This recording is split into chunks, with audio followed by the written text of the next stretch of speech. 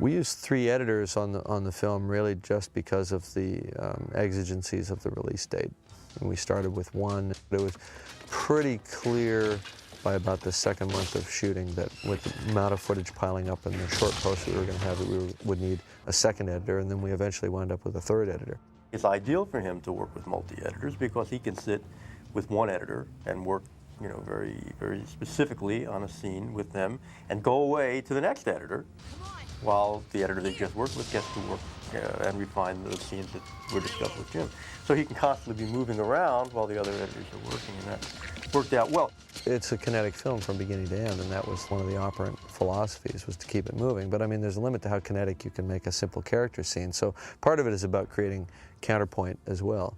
You have some of these fairly static scenes, and then the film ramps up into this hyperkinetic mode, and then it ramps back down. You have to create these rest notes in between these big sequences. Otherwise, you just get numbed by the end of a film. We never go back to the same piece of film, you know, for the next shot. So it's not an ABA situation. It's A, B, C, D, E. And that gives it that energy. It's a very complicated film. It's also exacerbated by visual effects. It's also an action film, and action films, cuts tend to be shorter, which means a lot more editorial effort and review. By the end, we were a perfectly functioning team of 3 editors, each one of whom had their own sequences, which were then subsequently given to the other editors, and everybody kind of swapped sequences and massaged each other's work, and it was real team ball, which was fun.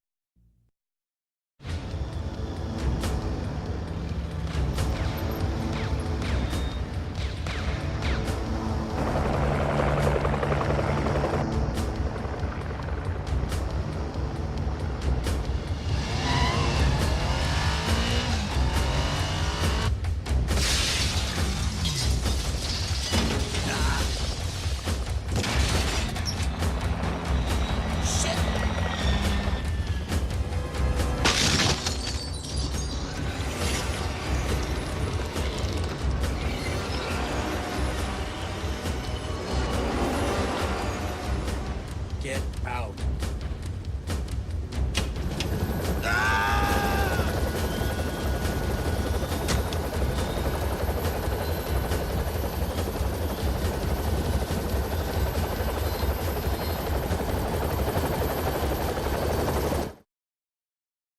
When Jim talked about the sound from the beginning, he would always talk about things in terms of hyper-reality. This is bigger than life. It's not science fiction sound effects. It's not sounds you don't believe are really happening. It's sounds that seem organic and real, but they're bigger than anything you've heard before. It's sound effects with a lot of testosterone.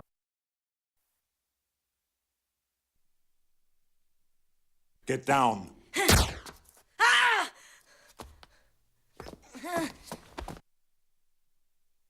Get down.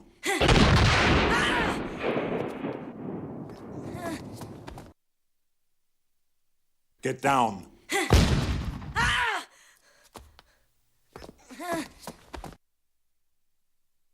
Get down.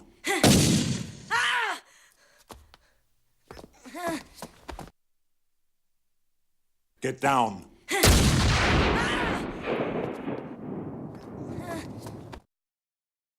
All the sounds broken into the smallest components possible. Down, the footsteps are by themselves, the crashes are by themselves, the ambience is by itself. The different layers are chosen for being exactly the right sound for that layer. So there's a lot of details that go into making something that you then believe has been recorded on the set.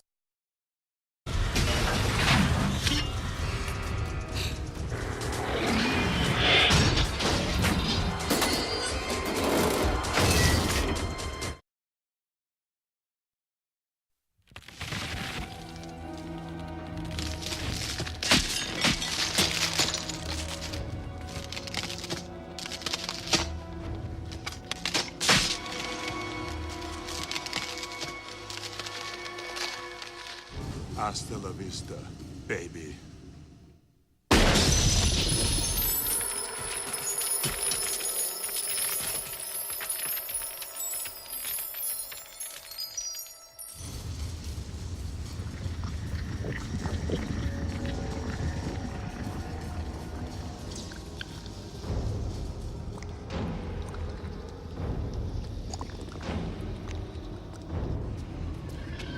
Let's go.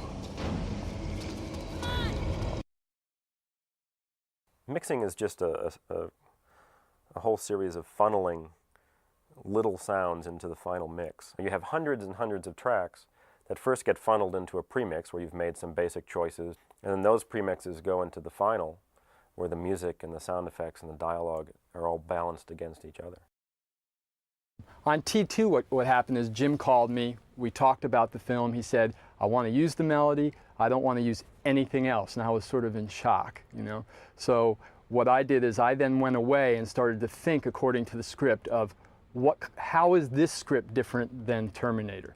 And there were some interesting things that came up, and part of the differences between the two films are what dictated where I went with the music. Jim is very interesting that way because he's very concerned about the overuse of melody.